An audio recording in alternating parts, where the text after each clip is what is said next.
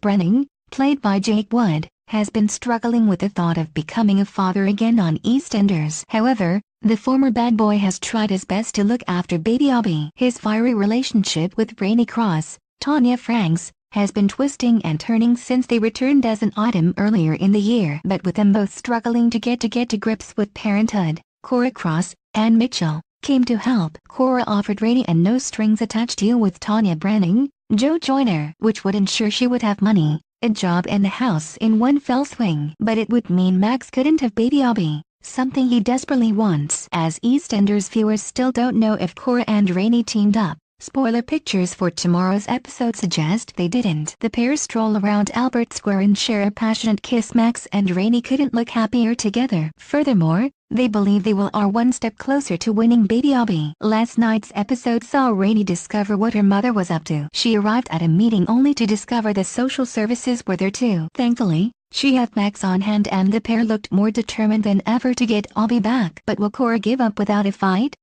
It seems not, as she gets Donna Yates, Lisa Hammond, involved in the action. Elsewhere on Albert Square, Tina Carter, Louisa Bradshaw White, reveals what Stuart Highway, Ricky Champ, did to her. Tina explained that, as a youngster, she had been drinking heavily with Stuart before she blacked out and found herself in the boot of car. She went on to explain that she was tied up, and most of her clothes were missing. The car drove around erratically, which violently threw her around inside the vehicle. Whilst a dance song played on loop loud enough she couldn't hear anything else. When the car eventually stopped, Tina smelled burning, and smoke filled her lungs. But when the boot opened, she realized a pair of tires had been set on fire nearby to make her think the car she was in was on fire. Although she blacked out the traumatic event from her mind ever since, hearing the same song in the club last night brought it all back to her. But will she get revenge for what the villain did?